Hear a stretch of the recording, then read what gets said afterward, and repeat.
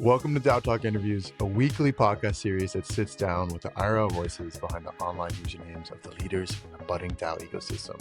Each week, we'll dive deep with an individual or individuals on what they're working on, what brought them into the DAO space, and so much more.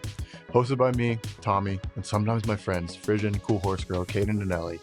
Each episode is brought to you and powered by Tally.xyz, the home of DAO governance. So sit back, relax, and enjoy this episode of DAO Talk Interviews. All right, ladies and gentlemen, welcome back to DAO Talk Interviews.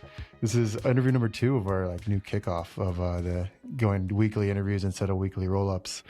This week, we're joined by Juan from StableLab. How are you, my friend? Doing good. It's excited to be here. Awesome. It's exciting to have you. We were talking before. You've talked with a bunch of people from our team. I've talked with a bunch of people from your team. We're friends on Twitter, but we've never met in person. So hopefully I'll see you this year sometime at one of the conference circuits. But for those who aren't familiar with you and aren't familiar with StableLab, maybe start with you, who you are, what you do for StableLab, what's your background, what got you into DAOs. Then we can dive into what StableLab does and how they're affecting the ecosystem. Yeah, for sure. Yeah, as you mentioned, at StableLab, we work closely with Tally. It's one of our favorite teams to work with. You guys are great people. So what my role is, I'm head of marketing at StableLab. So I'm in charge of all the marketing and communication initiatives, brand improvement, strategy, and of course, content strategy. And I'm also the co-host of our Stable podcast. And the podcast focuses on key stakeholders that are building, within the decentralized systems. So that's a little bit about me. I've been with the team a little bit over a year now. And yeah, I just like to, amplify all the great things that the governance team is working on, a lot of the cool stuff we're doing with DAOs, all that good stuff. Yeah. So I think hearing everyone's kind of origin story into how they got into the ecosystem, I think everyone, no matter whether they're new or an older participant, I think there's something to be gained from that. So what was your first introduction to crypto, and was your first introduction to crypto DAOs, or did you start with something else and then you transitioned over into DAOs? That's how I was. I started just as a trader with NFTs, and then I got obsessed with DAOs and moved into Tally. What's your story? Yeah, I like telling my story. I don't tell it that often. But I mean, before even getting fully into the industry, 2017, the run up there, bought a little bit, sold like an idiot. And then I just kind of forgot about it. And then DeFi summer happened. I think that's when a lot of people, started paying attention. The first, actual use case, so to speak, of the industry, compounds of the world, the Aves of the world came out. And so it happened through Twitter primarily. I was very active on Twitter, and I was seeing a lot of, I was seeing a lot of very smart people talk about this. And that kind of led me down the DeFi rabbit hole, which then led me down the governance rabbit hole. And so at the time, I was finishing up my degree in finance, and I basically tried everything I could in my power to make it over to this industry. I did not want to go into TradFi.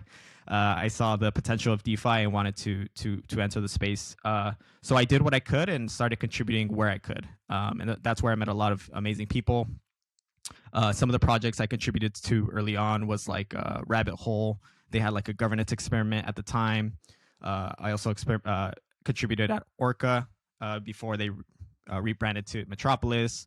So yeah, I was there really early on for some of this governance experiments. And after we took a bit of a nosedive in the bear market in about 2022, that's when I joined Boardroom. So I joined Boardroom, which is a governance tooling platform, which I'm sure Tally is well aware of, as a content lead. And that's kind of where I got my footing, so to speak. And I met even more amazing people. So in my journey, it's a lot of just meeting new people, more and more people that opens new doors for you. And then from Boardroom, I transitioned over to my current place, which is StableLab. So yeah, it's been a fun journey. I would say it's just been all about the people for me. It's all about the people you meet along the way that give you new opportunities. Yeah, you kind of already touched on the answer, I feel like, but I was similar. I come from a not pure finance, but computer science and business background with college. And I knew I went into Big Four consulting for a little bit, and I was I absolutely fucking hate this. I got to get out of it. I've talked about it on the pod before. I don't want to like, you don't have to like shit on finance, but like why did you not want to go into traditional finance? Like what was interesting to you and energizing to you about wanting to come into this industry? I think it's when you realize the potential. Like, why would you want to go into like an industry that you know is dying? Like when you see the potential in this new thing, right? Um, it just felt kind of like a step backwards when I'm trying to take 2 or 3 steps forwards. And joining the space that we're in allowed me to kind of take that leap. And in my day-to-day job, I do definitely touch on and learn all about DeFi, because I would say DeFi, like I said in the beginning, is like the primary use case that we see today in the space. So yeah, I think TradFi was just, in my mind at the time, was just boring. It was just kind of playing it safe, and I did not want to play it safe. What like what were like I don't know how long ago this was, but like when did you graduate? 2021. 2021. Okay, so like what like how did you like what was your first like what information was in front of you that made you interested in crypto? Like you kind of mentioned it, but like were people talking about it in school? Was it something you were doing on your own? Were you talking about it with friends? Like what got you into it? Yeah, it's primarily driven, like it's self-driven, honestly. It's like doing my own research. And I know that's hard, when people jump on podcasts, they ask you like, what kind of advice would you give newcomers or like people interested in the space? And it's always like, oh, look for look for the signal, ignore the noise, right? And that's hard because it's so subjective. And I think there's certain people that just have it within them to kind of be able to filter out that and find the useful information to then leverage to get them to what they need to or want to get to. And so for me, it was Twitter. It was reading white papers. It was going like checking who's following who, like, and then just growing like this big web of information. So just that like hunger and desire to just learn more, and to try to spot the bullshit from the real future. Yeah. Do you think it's easier now or then in regards to like someone who's wanting to, like say someone who's in your shoes, maybe graduating 2024, 2025, you think it's easier now or harder now to spot the bullshit and kind of be a self-starter? The optimist in me says it's easier, because I don't know. I feel like the more people, like the longer the industry has been around, the more diversity in the people that are a part of it. Meaning, there's going to be like the Zach XBTs of the world, the people that uncover the malicious, hacks and stuff. So the optimist in me says that it's easier now because more good people that see the potential in this technology are in it, and they will lend a hand for the next person to come into the space. But yeah, of course, the longer we go, the more money people make, the more potential, Yeah. risks there are as well. So it's difficult. Yeah. I think, and I bet you agree because I feel like you do. We're both like marketing guys for DAO tooling companies or DAO companies tangentially. I feel like DAOs, I don't know how to put this, are kind of the like the antidote to that. Kind of where a lot of the legitimate players kind of consolidate into the DAO ecosystem, or at least that's what we've seen in the past couple of years. Do you agree with that, or do you think like DAOs are? I don't think they're like immune to the casinofication and like the scams that come with crypto, but do you think like that section of crypto is maybe the most legitimate? So you're kind of arguing that DAOs are hopefully the remedy to actually produce meaningful activity surrounding this technology. Is that kind of what you're arguing? Yeah. I think that it goes a lot deeper. Yeah. I think there is some claim in that. I think there's some legitimacy in that claim. There is a lot of very, legitimate builders, contributing to DAOs, but the other side of that is like, as we're well aware, because we're in this niche of our big industry, there's a lot of like fraud and still like there's still a lot of shady stuff going on. But I do think that the more, let's say, honorable people, whatever that is, I do see a lot of that in the DAO governance space, for whatever reason. A lot of people that think in a very academic way and what this new form of organizing online can look like. So I would say there is some aspect to that. Yeah. Yeah, I think it's kind of a perfect segue into the into StableLab and DAOs, right? Like, okay, you have your sub niche or your niche of DAOs in the broader ecosystem, and then I think within DAOs itself, you also have like your niches of like professional, reputable providers, whether from a tooling perspective or a delegate like solutions perspective. How does StableLab play? Like, what is StableLab's, like, if you had to give it in a brief overview? I know we could go forever on it, but what is StableLab, and how is it providing, or how is it like one of the best providers in the space, and what is it providing? Yeah, for sure. StableLab is the leading provider of governance solutions and products for many of the protocols you know and love in the space. So what does that mean? You could think of our team as providing, services that are related to governance for DAOs of all types, so L2s, NFT, infrastructure. I think early on, we've been around since 2021, before we were called Stable Node, and then we evolved.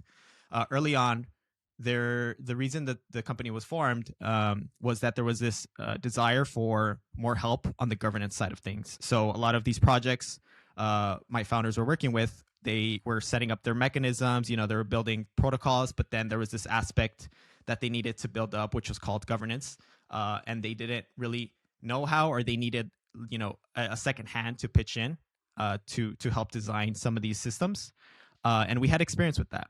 And I would say to your question about like why StableLab, it's been because of like we worked in this industry in this very specific niche for so long, and we have the proven track record to show that what we do is provide value.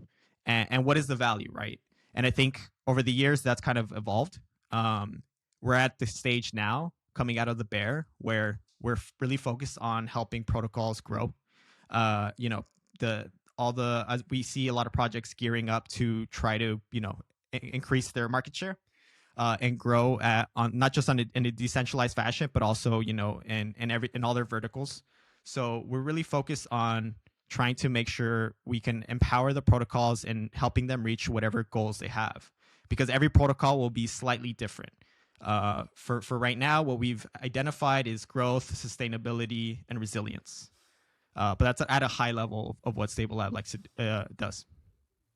So, like, dive a little deeper into, like, you don't have to talk about a particular project, but in a broad stroke, like, what does that look like if StableLab is contracted out for a DAO? Like, what services exactly are you providing? Is it from step 1 to, or step 0 to step 1? Is it working with DAOs that are already established? Is it a mix of both? Like, what services do you provide on like on a detailed level for people who are interested? Yeah. So to give you an idea of like the type of projects that we work with, it's like Arbitrum, Optimism, Lido. So we work with all DAOs of all stage of maturity, so to speak, and where we fit in, it could be something as simple as we're just starting the DAO and we need help setting up a delegate system. We need help creating like something as simple as we need help forum moderating. We need help systematizing the way the proposal pipeline. We need help creating a DAO constitution. We need research into creating new revenue streams. So there's so many of these like tasks and work that a DAO needs, that sometimes the DAOs at launch don't even realize that they need like all this help. So we like to help as much as we can, through governance facilitation, is what we call it. There's also the professional delegate role, which we pioneered. We were pretty much the first group to call ourselves professional delegates. This was before the big L2s launch, and then everyone became a professional delegate. So yeah, I think so an example of that is currently our analyst Matt is working with Arbitrum. So Arbitrum is very active. He is currently project managing something called STIP, which technically has concluded, but there's there's a sequel to that. There's a part 2, which is called LTIP. At a high level, what that is just an incentive program for the DAO to basically give out ARB for these protocols that are on the L2 to incentivize actions within their own respective protocols and in turn grow the activity within the network. So Matt is in charge of the project managing that, and there's a lot of admin work that needs to be done. A lot of stakeholder management, and that's where StableLab fits in nicely. We do a lot of that heavy lifting, a lot of that dirty work that not a lot of people see or realize that it's involved. So I would say that's a perfect example. Another example would be Kene, another analyst of ours at Aave. So here he is a professional delegate. So he, I don't know if anyone notices how often Aave has votes, but he is in charge of making sure that we are always voting. We're making sure our opinion is voiced in the forums. And yeah, so there's a lot of this type of work that we do across many different DAOs, and there's just at least until recently, there's a huge influx of inbound, as I'm sure Tally is well aware. There's a lot of things coming up in the pipeline. Yeah. We've talked about STIP a lot, so people are familiar with it, but it's good to hear, like, okay, we've talked about it from like a broad stroke perspective and like what's happening and who received funds, but I think it's really important to hear, like, okay, how is it actually being, distributed and implemented? And like you said, that non-sexy, dirty work in regards to like making it, like we've run into issues with ours, like we've received STIP, and it's been such a process trying to find DAOs that like meet the criteria for the like receiving those funds, getting them across the finish line, etc. So I think a lot of people maybe I'm wrong, but I think a lot of people look at it as like pretty simple and straightforward and easy to do. And I like hearing, especially from you and StableLab and other people, like, okay, no, like this is actually a large amount of work, and it requires a lot of expertise. Something we talk about internally a lot is like, if we didn't work for Tally, we would just be like full-time governance contributors or like governance consultants for these big DAOs, because even you guys, and I'm sure there's so much inbound and so much work to be done. It's not so much a matter of supply, it's or demand. It's a matter of like, okay, do we actually have the bandwidth to like devote analysts to this, devote more resources to this, which I guess is a good problem, especially like coming off of like a 2-year bear period, but definitely a lot going on, for sure. Yeah, we're growing our team. We just hired a bunch. So yeah, there's that's clearly this niche within our space is clearly growing quickly. And so we need to we need to get ready for the explosion that's happening.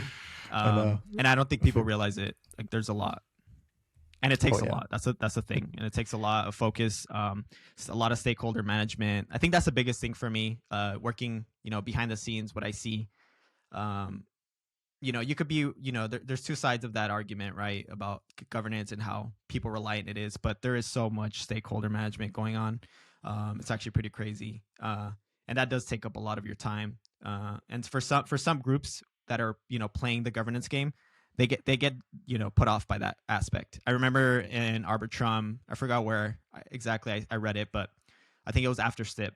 Some of the protocols were not necessarily complaining, but they were kind of pointing out that, like, look, we're trying to build this protocol, and now we have to play the governance game. Like that the governance game, it's a battle, it's a dance that we can't possibly do day to day. Like we're trying to build a protocol. We have users, so yeah, it's kind of intense and kind of crazy. A lot of people don't realize it in our space, but yeah, that's why we're here.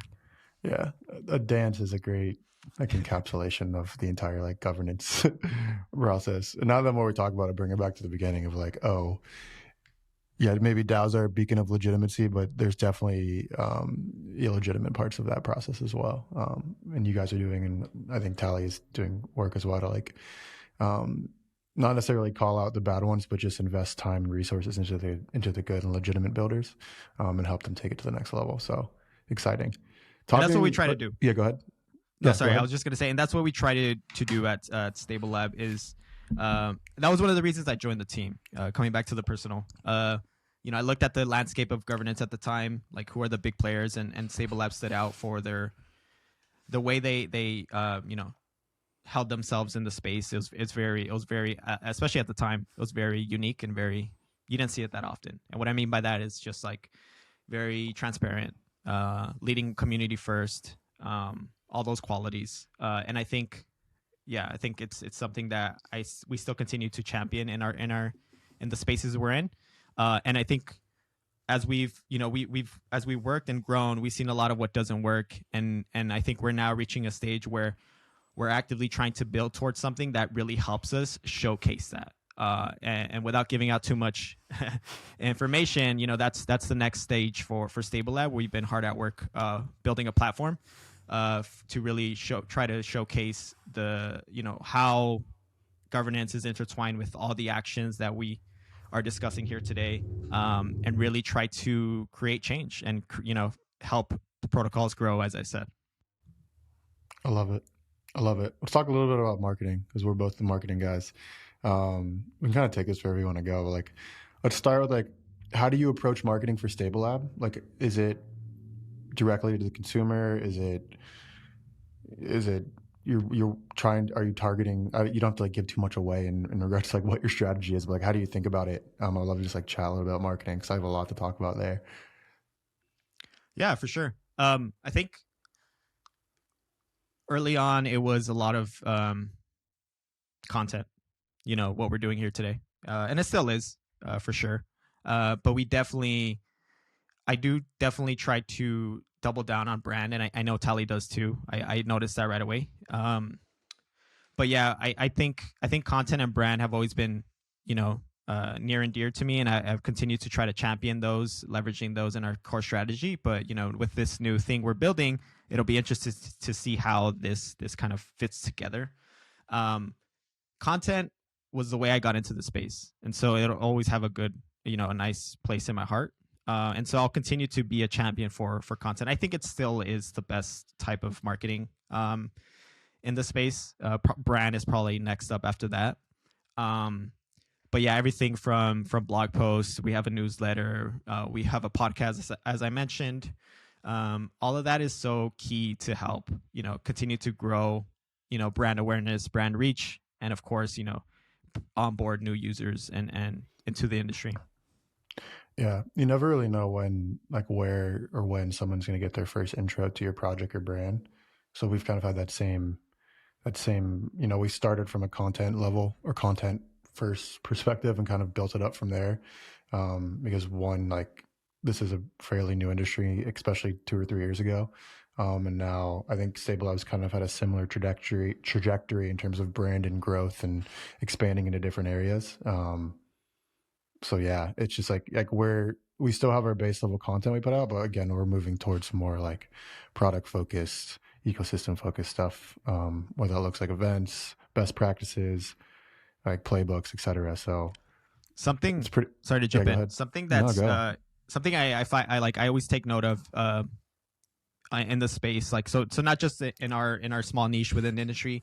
I always try to see what are the other niches doing, and because their approach is slightly different. I know you notice this too. So for example, Monad just I believe that's how you pronounce it. They just announced their raise, right? And I with this ecosystem type protocol, their marketing is very unique. It's very community focused. It's very the memes and the the branding and all that good stuff. So it's very, and then with us, it's a little bit different. It's really because our audience is slightly different. It's more other governance nerds or other tools or, so I always take note of those small differences and try to see where the overlap is or what we can borrow from each other.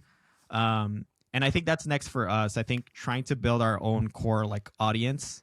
It's easy for those platforms because they have all these other projects building within them, and they're all in it together, and they all need this one, platform to succeed, so everyone within it can also succeed. So they have the power of the community, and where do we fit? Because we're slightly different. We're providing a service, we're providing a infrastructure. So that's something I do know, and that was up top of my mind right now because of the recent raise. I don't know if you have any response to that. No, I agree, because it's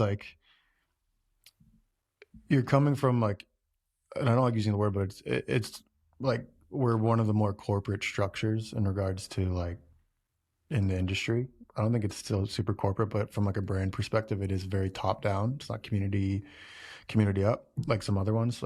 like when Base launched their chain, like they were very community first. They're very intentional about that. But then you look at Coinbase and it's very different, right? It's coming from like top down, like brand is directed from the top down.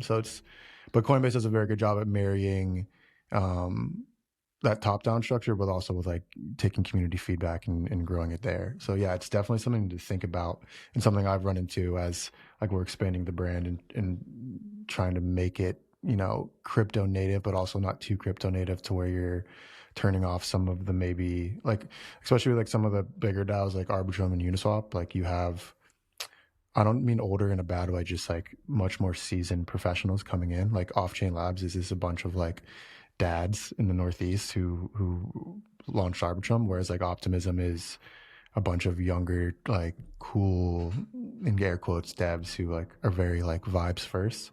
So it's definitely like trying to figure out and determine like what is your voice, and then doubling down on that. You mentioned like when did you join StableLab? Like a year ago, you said? Yeah, over a year ago. Yeah, and I'm not just like trying to hype you up, but like I've noticed like a very clear shift in StableLab's branding and marketing efforts.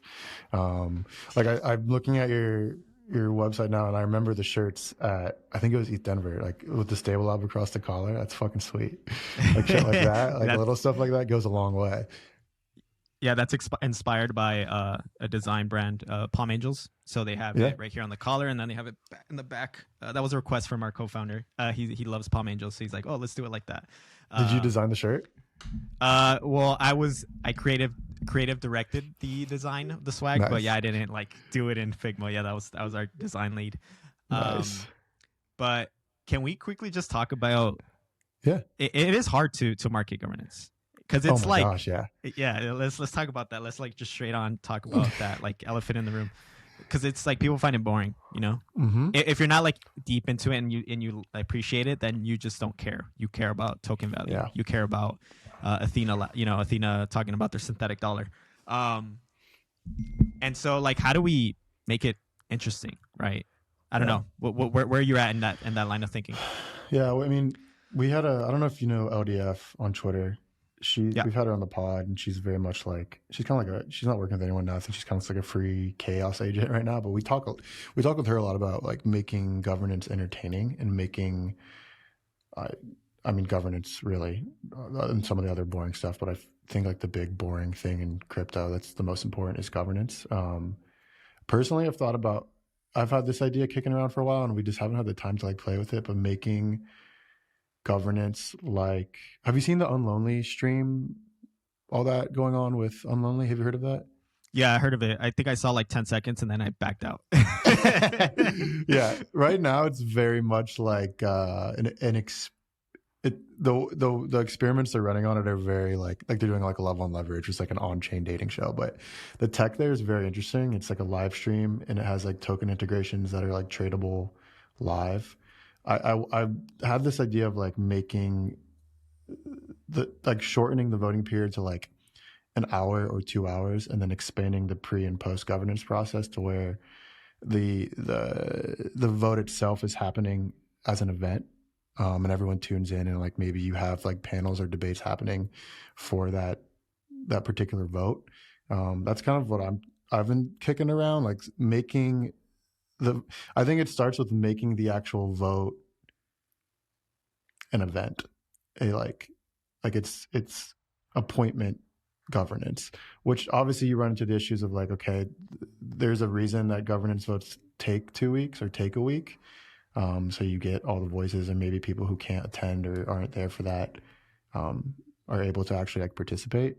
But I like the idea of like introducing like maybe an experimental like primitive where like it's an event, right? I think that's kind of like a low-hanging fruit.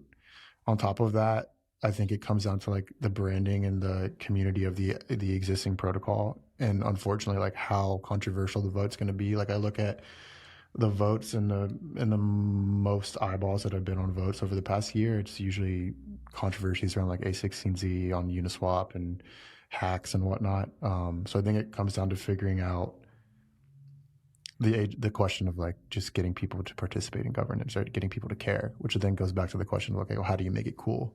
Because a lot of the proposals are just adjusting the take rate on the protocol or adjusting like some security measure on this. But with Optimism and Arbitrum, like with retro goods funding and STEP and whatnot, I think we're starting to see like the actual things that are happening from a governance perspective are starting to be more cool, for lack of a better word, or people are starting to care about it a little bit more. But I think it's all tied together from like a marketing and brand side, and also from like actually making it cool. Can Do you have I any ask thoughts you? on that? Yeah, go Yeah, ahead. yeah. Can I ask you real quick related to that? What did you think of RetroPGF? So the last one, Yeah. the Hmm. way it was marketed, because that's some form of governance from Yeah. Optimism. What did you think of that? Because I think that's probably the most maybe interesting way to showcase Yeah. like that.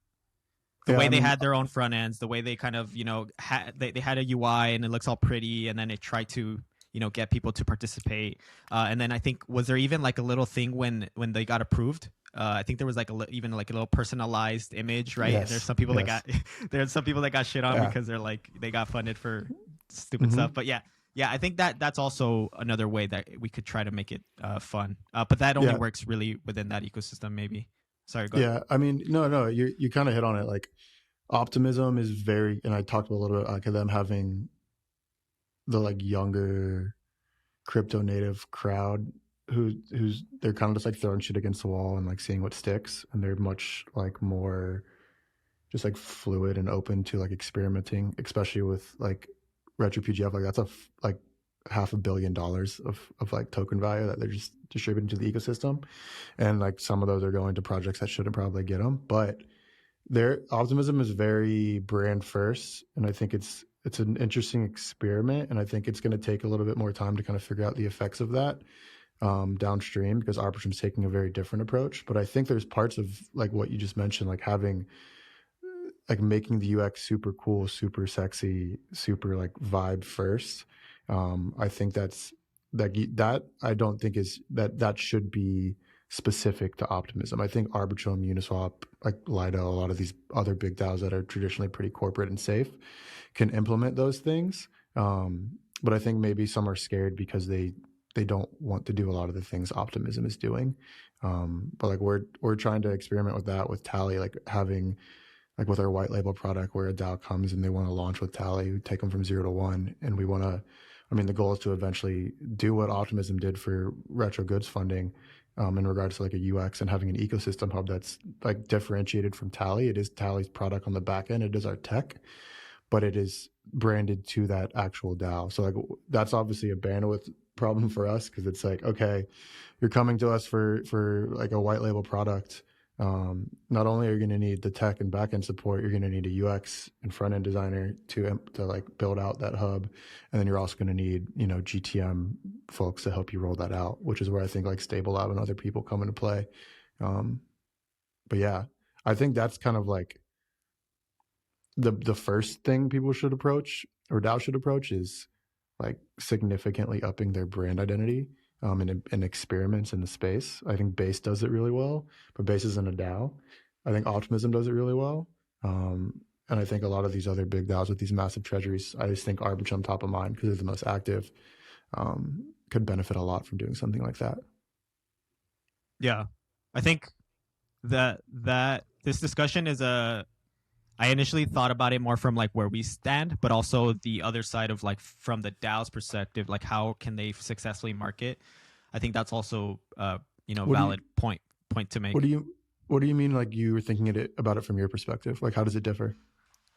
As in like how do I make engaging content regarding the governance, regarding governance activities that we're doing, or like identifying and seeing, and have people actually care to read about it, or Yeah. And That's hard. this has always been a challenge. Like you said, it's always like the more controversial stuff will just be what people care about or read about. It comes down to curation. I think I've had this conversation before with a few people, with the people deep in the weeds like us, that see all like a lot of activity happening. Even with your ecosystem updates, right? That they're starting to do. That's curating. That's like you're looking for like, okay, what is the most important thing that you personally think people would care to hear about, and you identify it and then you talk about it.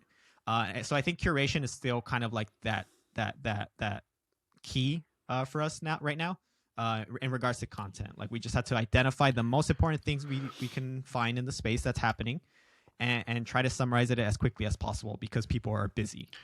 So yeah, that was the thing I wanted to point out.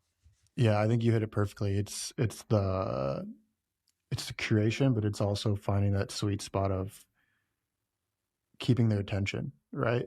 Even like older folks in the space who maybe aren't like media or like social first, grew up with like TikTok and Instagram, who maybe have a little bit longer of a bandwidth or attention span when it comes to content. I still don't think that's why we shifted from doing the DAO Talk weekly pod to this, the ecosystem update. And they're even now, like I have them at 9 minutes. I'm trying to get them down to like 4 or 5, where you can like hit everything that's happened in the week, but still like keep people's attention. And if they want to dive deeper on something that interests them, because probably like if I'm talking about 10 things, they're not going to be interested except for like 1 or 2. And then you have direct access to that. I think there's a big important part to all of this that we haven't really addressed, which is your target audience. Mm-hmm. So every good marketer knows that whenever you create something, you should have a target audience in mind. Yeah. And I think like when you create that ecosystem update, you have to think about, okay, who's going to actually want to listen to this? Who's going to actually want to hear this from Tally? Is it the other builders in the space? Is it just kind of like our true fans, right? Like you have to kind of, and it's okay if it's a mixture of both too. There's nothing wrong with that. But I also do think about that a lot, especially lately with our own content. Like, okay, we're going to write a blog post about XYZ.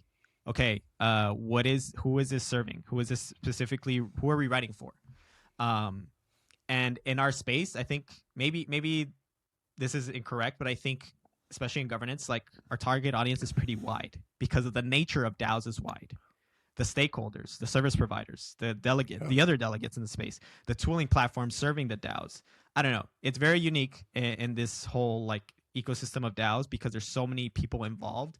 And so like the target audience becomes pretty wide, and it's our job to kind of try to segment them further down to create content around to serve them. Yeah, and I mean, it comes back to what you said in the beginning, the dance of governance, right? You have these builders who are building the protocols, and they know they need to decentralize or create a DAO, but they don't have the time or bandwidth or resources or like necessarily like putting the value on like how important that dance is. Like I don't think we say dance in a negative way. It's just like there's a lot of moving parts, like you just mentioned, and you need players like StableLab, like because like Tally can't do all of that, right? And even StableLab can't do all of that. Like it's the ecosystem. I think